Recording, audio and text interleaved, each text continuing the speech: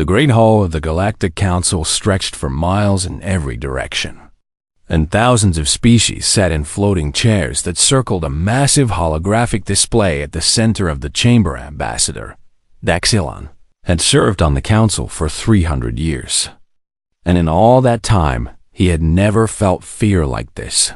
The message had arrived during a routine meeting about trade routes and mining rights, and the moment he read it, his 4 hearts stopped beating for a full second.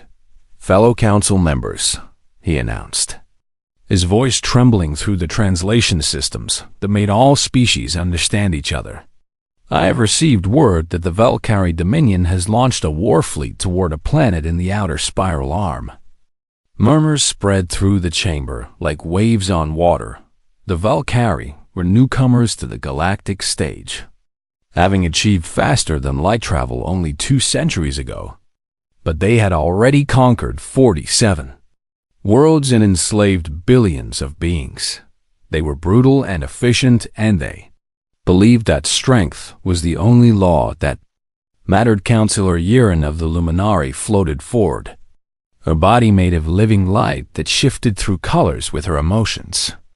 And right now she glowed a deep, worried blue. "Which planet have they targeted?" she asked. Thexlan felt his throat tighten as he spoke the name that every elder race knew and feared. "Earth," he said. "They are attacking Earth." The chamber exploded into chaos. Species that had not spoken to each other in centuries turned to their neighbors with expressions of pure shock.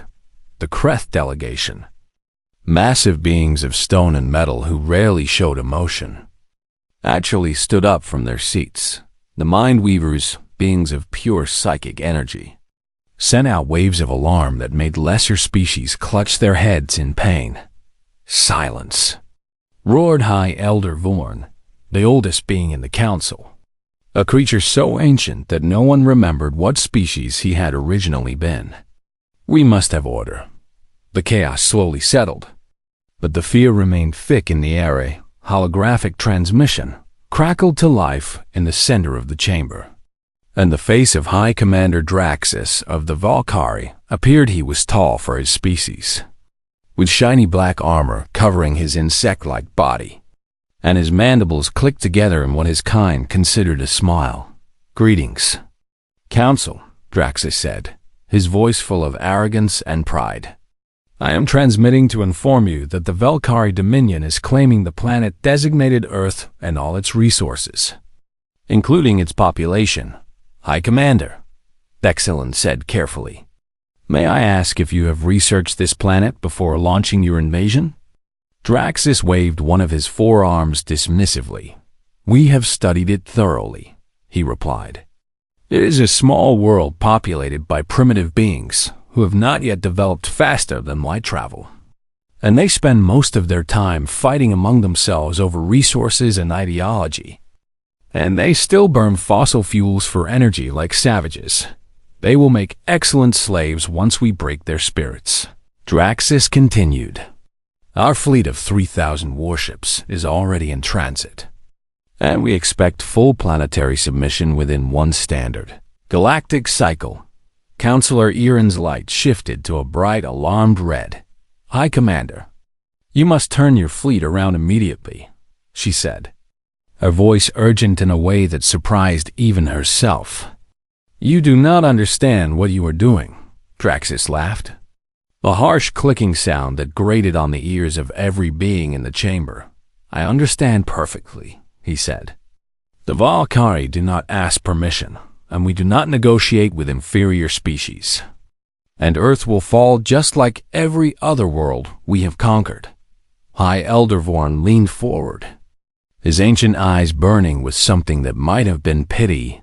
"Young Commander," he said softly, "I have lived for 17,000 years, and I have seen empires rise and fall across this galaxy, and I have witnessed horrors that would break the minds of lesser beings.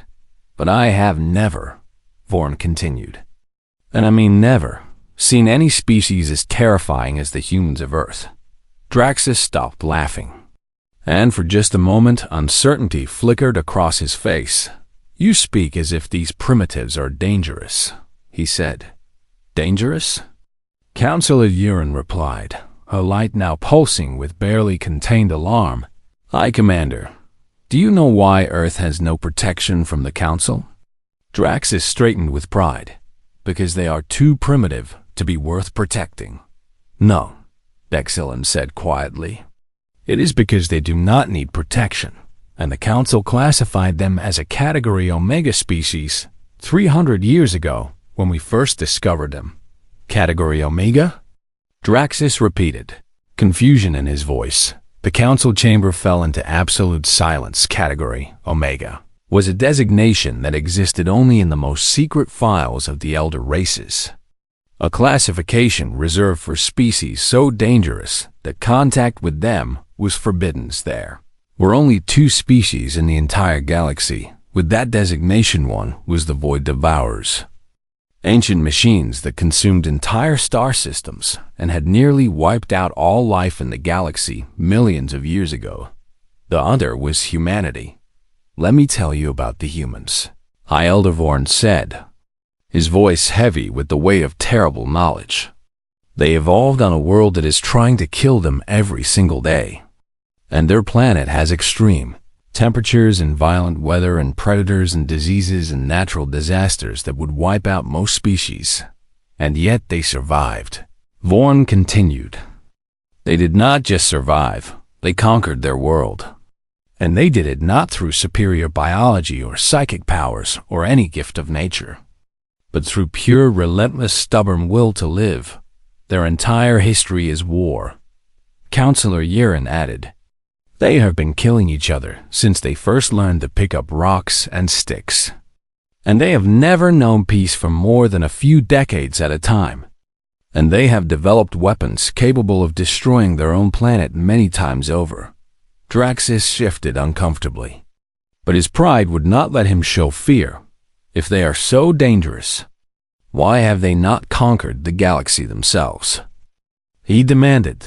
Thexlon answered with words that would haunt Draxus for the rest of his very short life.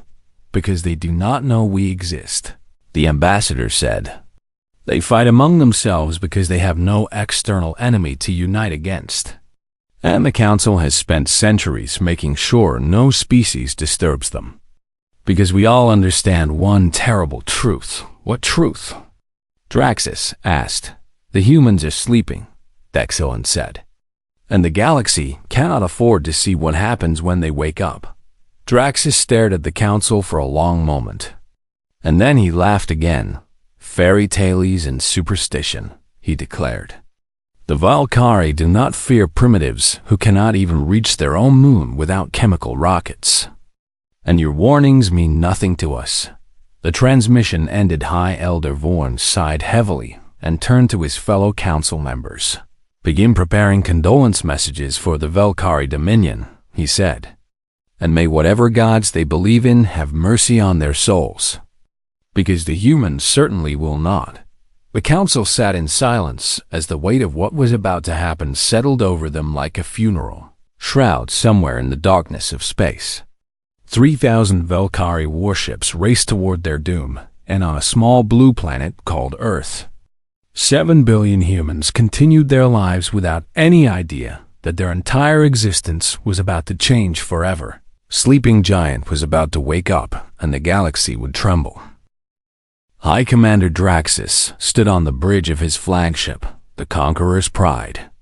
As his fleet dropped out of hyperspace beyond the orbit of Earth's single moon, 3,000 warships spread across the darkness of space like a swarm of metal locusts, each one bristling with plasma cannons and missile batteries and enough firepower to glass a continent. Draxus looked at the tactical display and felt satisfaction warm his chest. The planet below was beautiful in a fragile sort of way, with blue oceans and green landmasses and swirling white clouds that drifted across its surface. His sensors detected primitive satellites orbiting the planet, along with a few small space stations and some chemical rockets moving between Earth and its moon. Pathetic, Draxus muttered to himself. These creatures have barely scratched the surface of space travel. His second in command, A scarred veteran named Korath approached with a datapad in his claws. "High Commander," Korath reported, "we have completed our scans of the planet, and the population is approximately 8 billion individuals spread across several hundred nation-states that appear to be in constant competition with each other. Any sign of unified defense systems?" Draxus asked. "None that we can detect," Korath replied. "Their weapons technology appears to be based on chemical explosives and primitive nuclear fission, and nothing that could threaten our shields."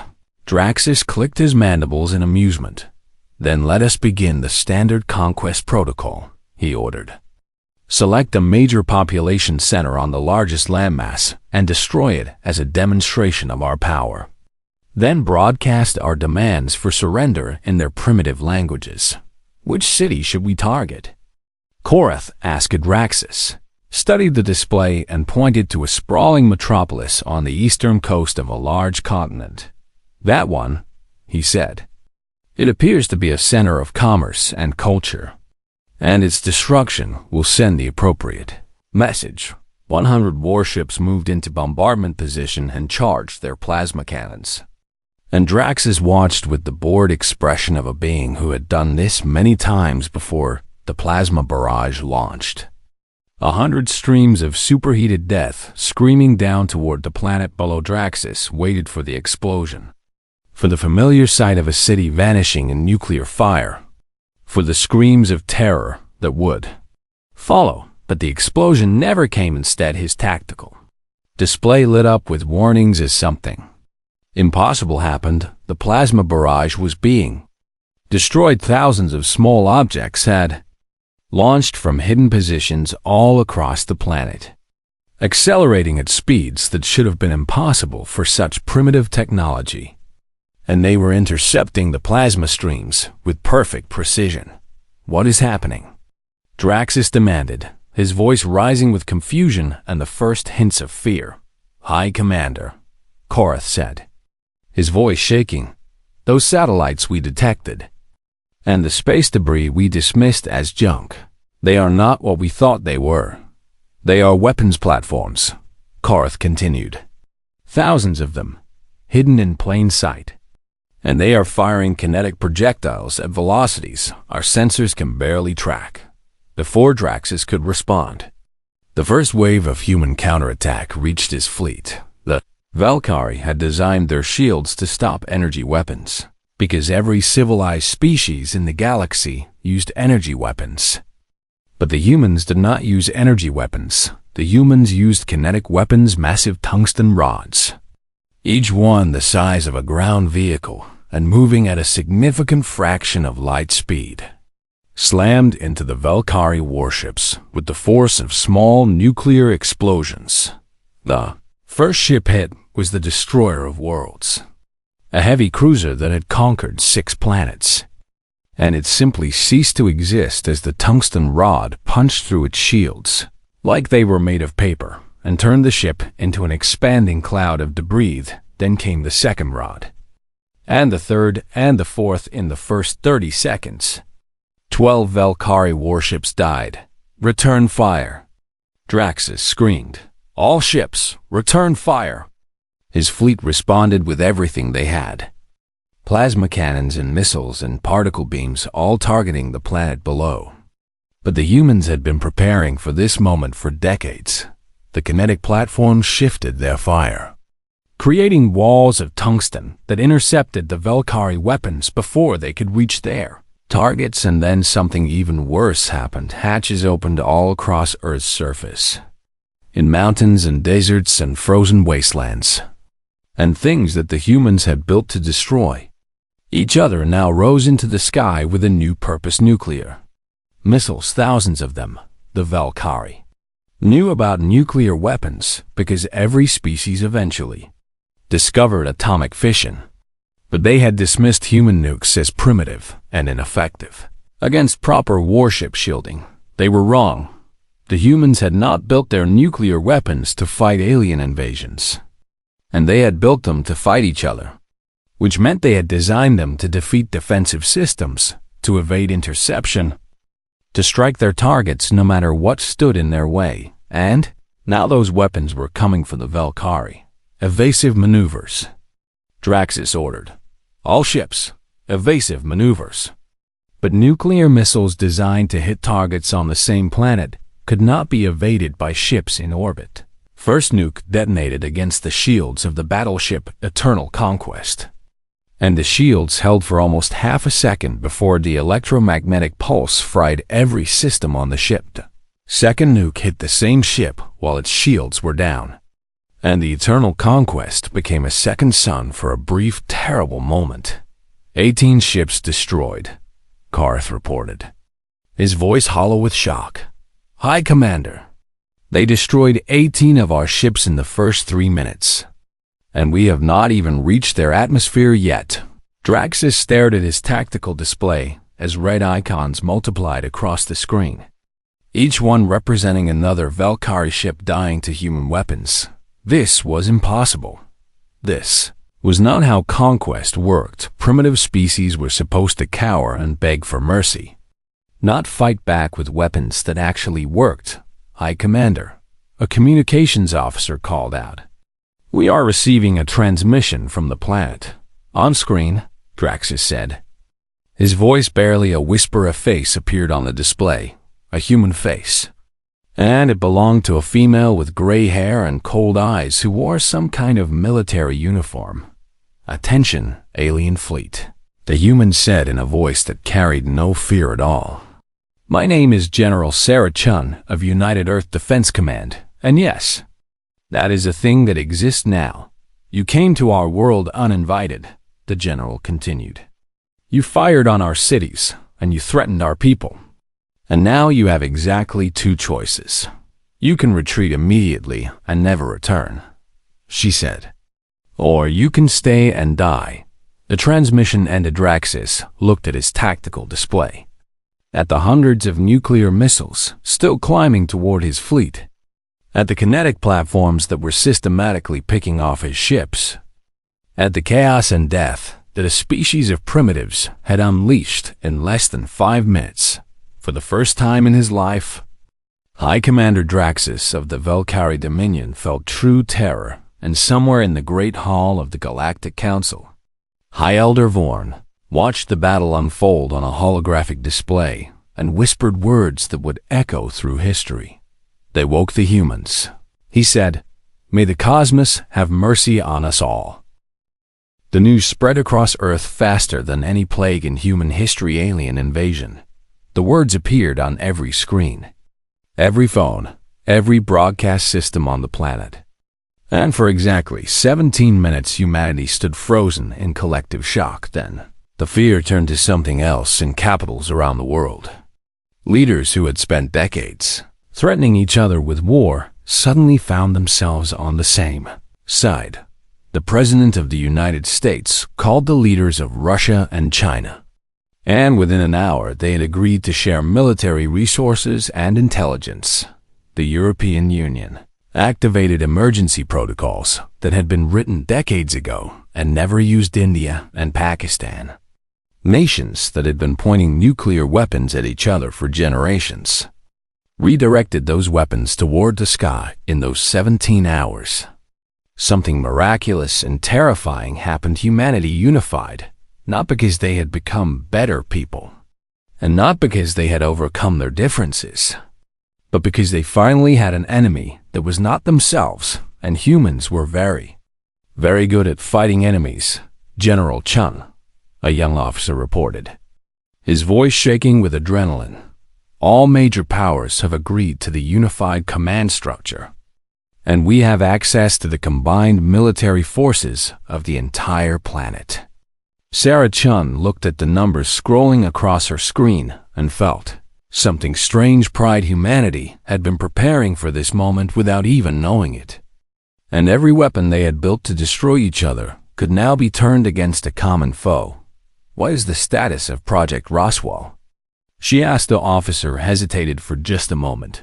Fully operational, he replied. The reverse-engineered propulsion systems are being installed in the first wave of atmospheric craft as we speak. In 1947, A spacecraft of unknown origin had crashed in the New Mexico desert, and the governments of Earth had spent the next 80 years studying it in secret. They had not been able to replicate all of its technology, but they had learned enough to build engines that could reach orbit in minutes, enough to create shields that could stop plasma fire, enough to give humanity a fighting chance. Launch the first wave, General Chun ordered, and open a channel to all human forces. Her face appeared on screens in military bases across the globe, in submarines beneath the oceans, in bunkers deep underground, in aircraft carriers that were already launching fighters, soldiers of Earth. She said, "Today we face an enemy that came to conquer us, to enslave us, to take everything we have built and turn it to ash. They thought we were weak," she continued. "They thought we were divided, and they thought we would break. They were wrong. Today we fight not as nations or tribes or factions," General Chun declared. "Today we fight as one species. And we will show these invaders what happens when you threaten humanity. Give them hell." The response was immediate and overwhelming across the planet. Soldiers who had trained their whole lives for wars that never came finally had a purpose. Pilots climbed into experimental aircraft that used alien technology to punch through the atmosphere like bullets through paper. Marines strapped on combat armor and boarded shuttles that would carry them directly to the enemy fleet and in research facilities around the world. Scientists who had spent decades studying the crashed alien ship worked frantically to weaponize everything they had learned. The Valkyrie had expected a primitive species to cower in fear. Instead, they got humanity high. Commander Draxus watched in disbelief as human craft began rising from the planet's surface. Not the clumsy chemical rockets his sensors had detected before, but sleek, deadly fighters that moved with impossible speed and precision. "Where did those ships come from?" he demanded. "Our scans showed no evidence of advanced aerospace technology. They must have been hidden," Korath replied, his voice hollow with shock. "Underground or underwater or disguised as something else. And we never thought to look deeper." The human fighters reached orbit in minutes and immediately began engaging the Valkyrie fleet. And they fought like nothing the Valkyrie had ever seen. They were not disciplined military pilots following careful tactical doctrines. And they were warriors driven by something far more dangerous than training rage: determination.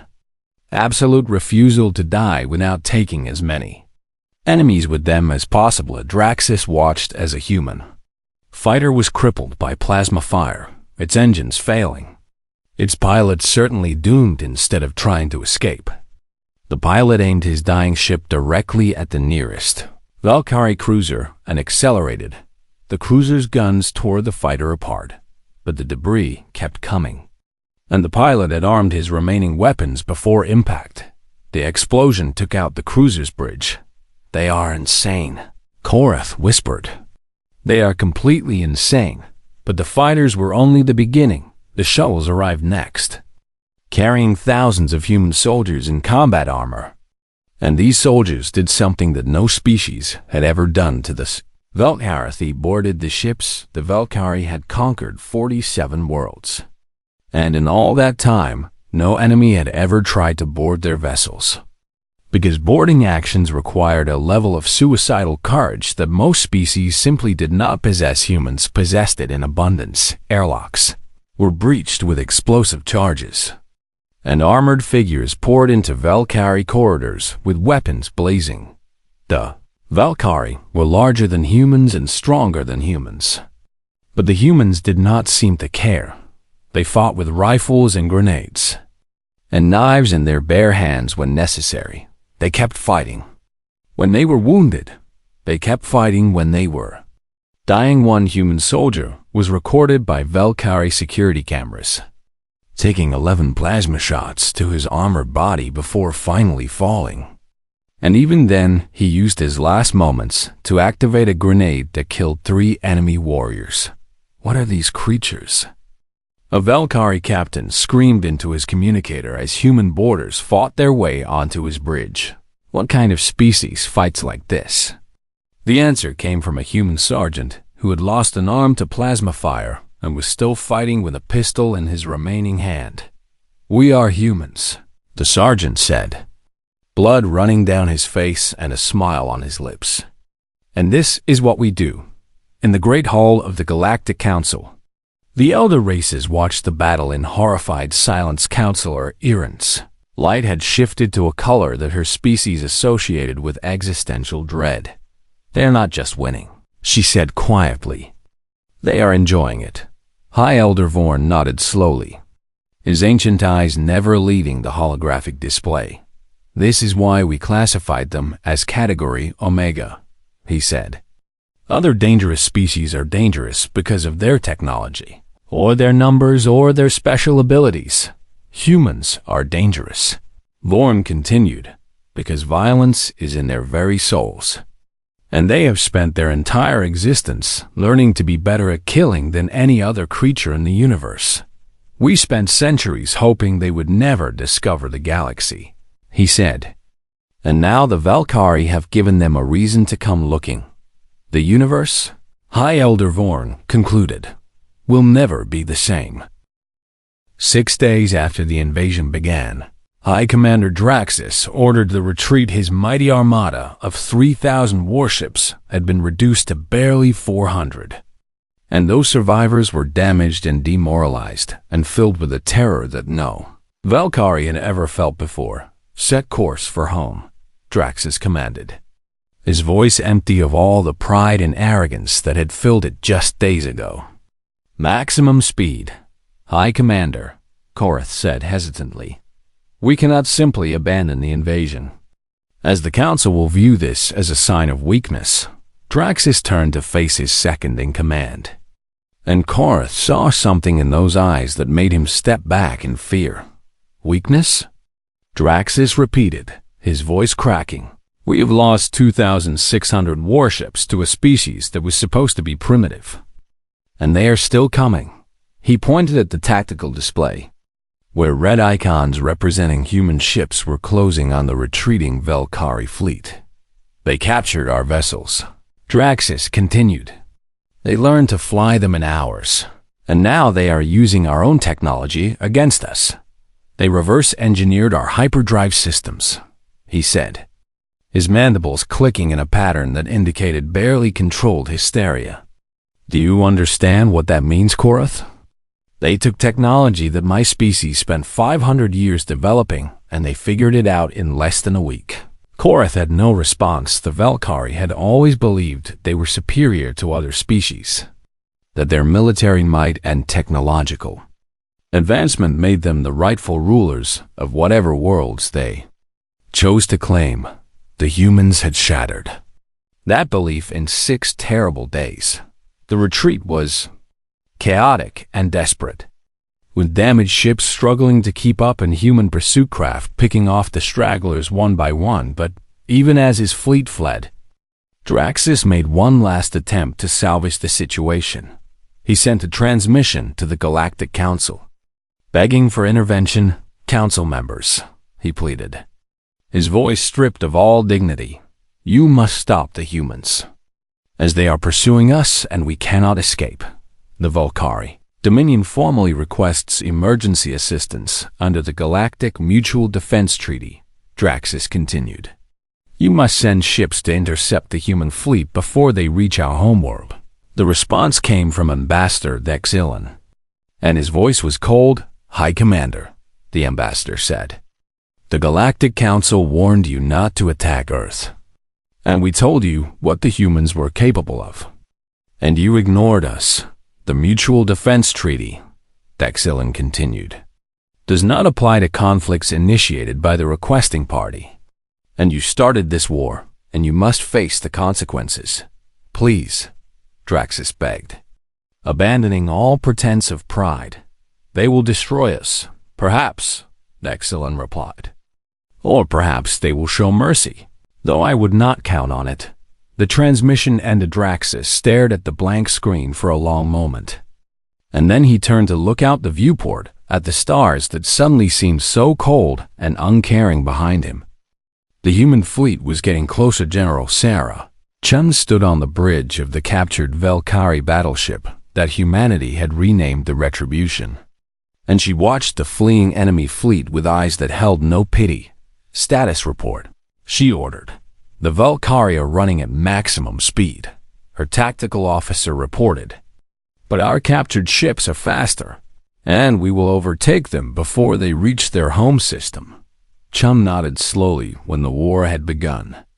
She had hoped that humanity could simply repel the invasion and return to their lives.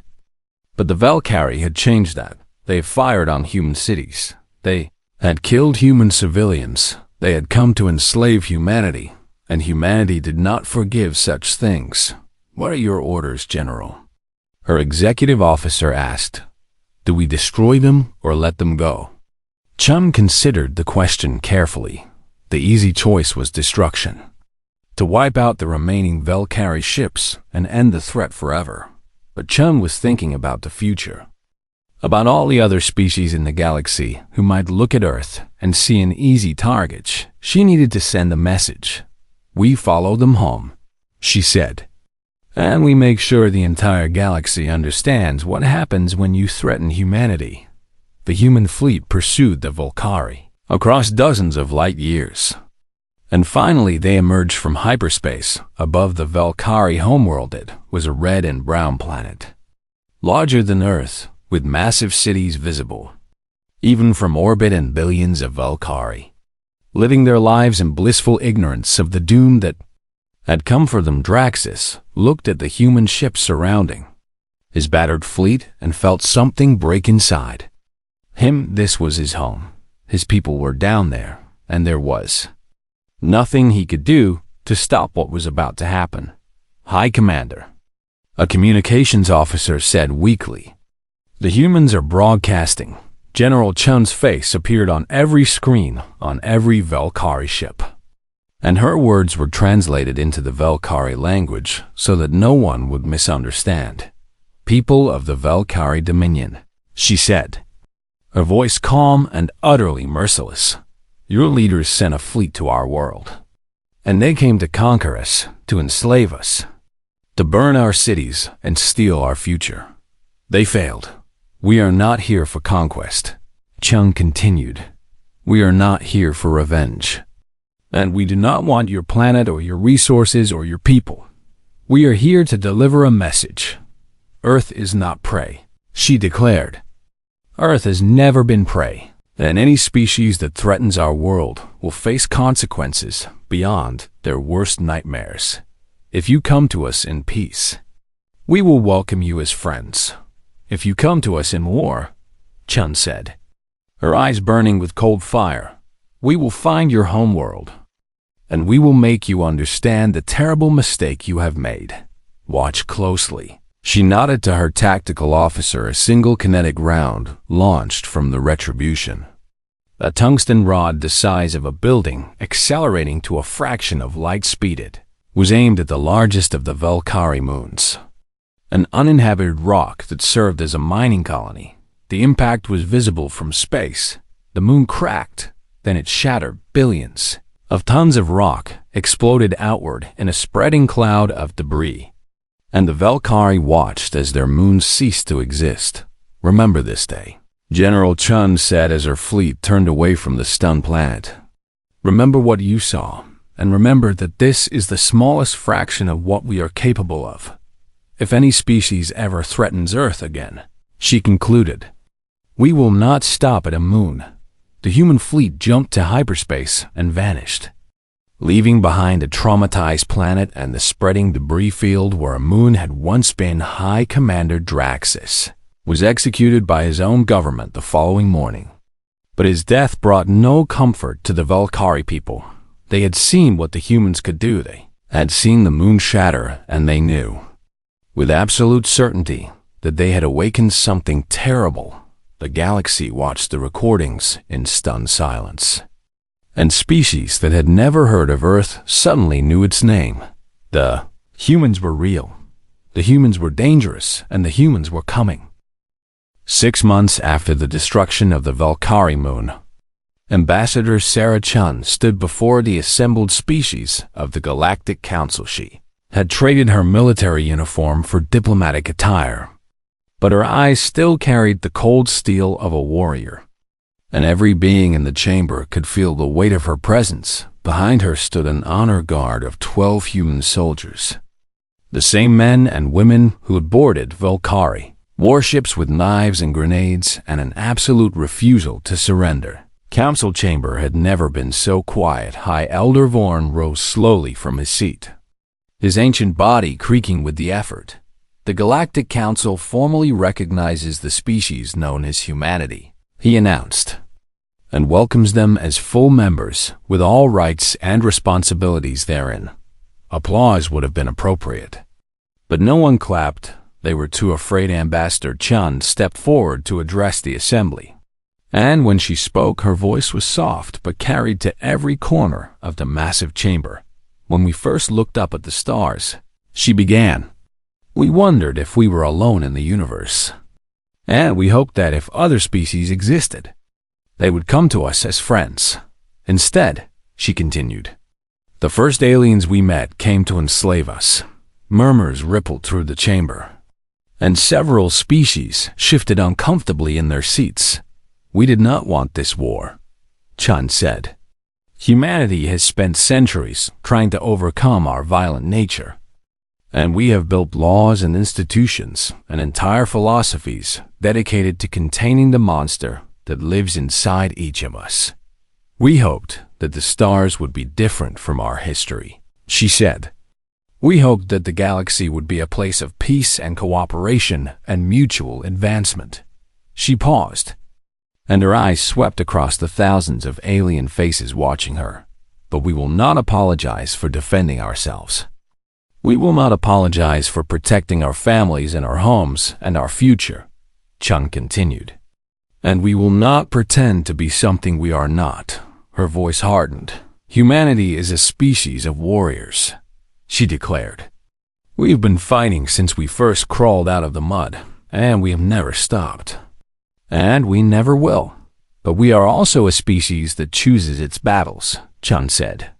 We could have destroyed the Valkyrie homeworld, as we had the power to end their entire civilization in an afternoon, and no one could have stopped us. We chose not to. We chose to show mercy, she explained. Because that is also part of who we are, and we do not kill for pleasure or conquest. And we do not take what others have built. But make no mistake, Ambassador Chun concluded. If any species threatens humanity again, if anyone comes to our world seeking to harm our people, we will not show mercy a second time. We have seen your galaxy now, she said. We know that there are predators and prey, conquerors and conquered, and we understand the rules of this universe. Humanity refuses to be prey. The council sat in stunned silence as the weight of her words settled over them. This was not a threat. This was a statement of fact, finally. High Elder Vorn spoke again. Ambassador Chen, he said carefully. The council wishes to know what role humanity intends to play in galactic affairs. Chun smiled, and for the first time since she had entered the chamber, there was warmth in her expression. We want what we have always wanted, she replied, to explore, to learn, to grow, and to find our place among the stars. We will trade with any species that wishes to trade with us, she continued. We will share knowledge with any species that shares knowledge with us, and we will stand as friends to any species that offers friendship. But we will also protect those who cannot protect themselves, Chun added, because humanity cannot stand by and watch atrocities happen without intervening. If weaker species are being conquered or enslaved or exterminated, she said, we will help them, and we will not ask permission. Counselor Iren's light shifted to a curious blue. You would fight wars on behalf of species you have never met? She asked. We would, Chun confirmed, because that is who we are. Our greatest heroes are those who stood up for the helpless, she explained. Our most celebrated stories are about ordinary people doing extraordinary things to protect others. And we cannot change our nature, even if we wanted to. Humanity will not conquer the galaxy, Ambassador Chen declared. But we will defend it. The years that followed proved her words true. Weaker species that had lived in fear of conquest suddenly found they had a powerful ally. And human warships began appearing in systems where aggressor fleets had gathered. And those aggressors learned very quickly that threatening civilians in the presence of humans was an extremely bad idea. Trade convoys that had been easy prey for pirates discovered that human escort vessels were brutally effective. And the pirates discovered that humans did not take prisoners. Planets on the verge of being invaded by stronger neighbors found human volunteers arriving by the thousands. Not professional soldiers seeking payment, but ordinary people who simply could not stand to watch innocent beings suffer. The elder races watched this phenomenon with a mixture of awe and confusion. They fight for species they have never met. Councilor Yuran observed during one council session. They die for people they will never know. And they do it willingly, even eagerly. Why? She asked, what do they gain from such sacrifice? Elder Vorn considered the question for a long moment before answering. I believe, he said slowly, that humans gain something we cannot understand. And they call it purpose. They are a species built for war, Vorn continued. Every cell in their bodies evolved for conflict. And they cannot simply turn that off. But instead of using their violent nature for conquest, he said, they have chosen to use it for protection. They are shepherds, Vorn concluded. Shepherds with teeth sharper than any wolf. In the classified archives of the Galactic Council, a new file was created and marked with the highest possible security clearance. The file contained everything the elder races had learned about humanity, their history and their psychology and their terrifying capability for violence, but it also contained a new designation. The humans were no longer classified as Category Omega, the most dangerous species in the galaxy. They had been reclassified as Guardians, and at the very end of the file, in simple text that would be read by counselors for millennia to come, was a single warning: Earth status, protected by humanity. Do not disturb the humans unless absolutely necessary. They are sleeping guardians. Let them dream of peace. The galaxy cannot afford to see them fully awaken.